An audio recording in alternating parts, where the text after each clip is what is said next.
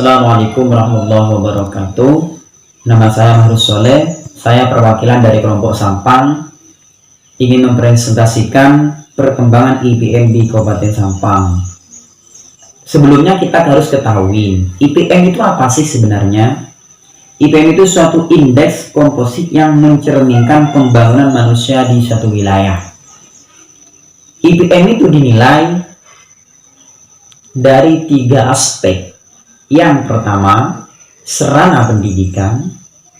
Yang kedua adalah sarana kesehatan. Dan yang ketiga adalah kesejahteraan ekonomi. Adapun komponen-komponen dalam IPM tersebut adalah pertama adalah angka harapan hidup. Ini kaitannya dengan sarana kesehatan. Yang kedua adalah angka melek huruf, dan yang ketiga adalah rata-rata lama sekolah. Ini 2 dan 3 ini kaitannya dengan sarana pendidikan. Yang ketiga adalah pengeluaran real per kapita. Pengeluaran real ini per kapita ini kaitannya dengan faktor yang ketiga, yaitu kesejahteraan perekonomian.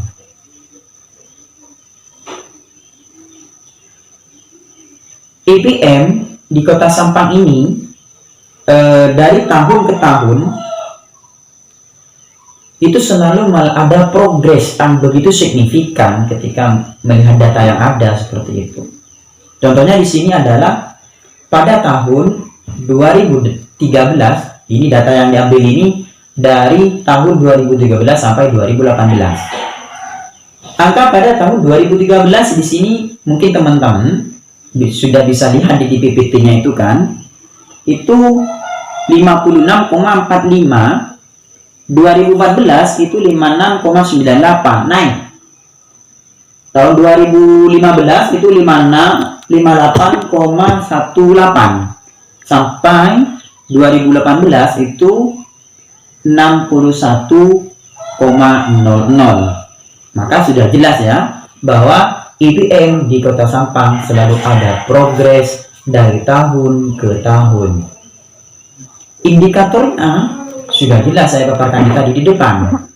Pertama adalah sarana pendidikan.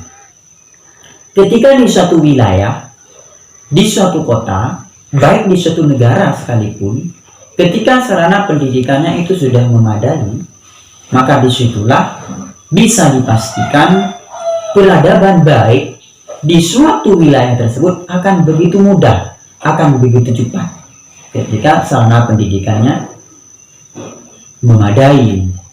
Makanya untuk pembangunan manusia, pertama yang kita tuju adalah dengan pendidikan. Karena ketika sudah pendidikannya baik, maka di situ masyarakat bisa dipastikan juga bahwa mentalnya itu tidak akan ciut dalam menghadapi problem-problem dalam hidup, baik itu mau terjun dalam sentra bisnis, baik mau turun di aparatur pemerintah seperti itu juga, maka itu akan ada mental jika itu melihat sarana pendidikannya itu sudah memadai. Yang kedua adalah sarana kesehatan.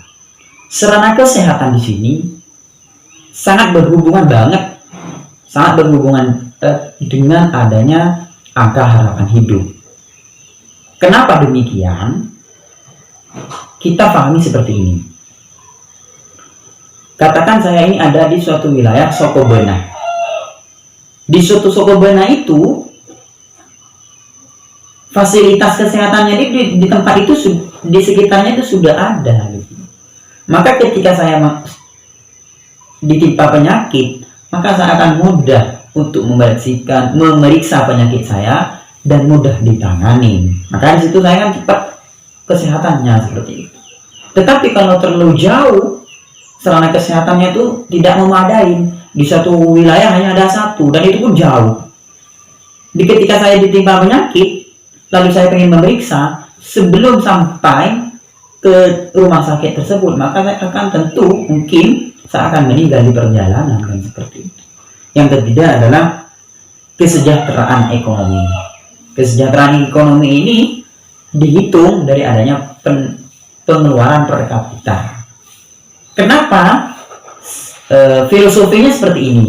Kenapa pendidikan menjadi indikator pertama, bukan ditaruh yang nomor 3? Karena di nomor 3 adalah kesejahteraan ekonomi. Kesejahteraan ekonomi itu bisa ditutupin, bisa ditarik dengan adanya pendidikan yang cukup. Ketika pendidikan seseorang itu tinggi, maka disitulah akan merambat kesehatannya baik. Sehingga dengan kalau orang pendidikan itu pola makannya juga diatur. Dan yang ketiga, ketika ini merambat, yang ketiga adalah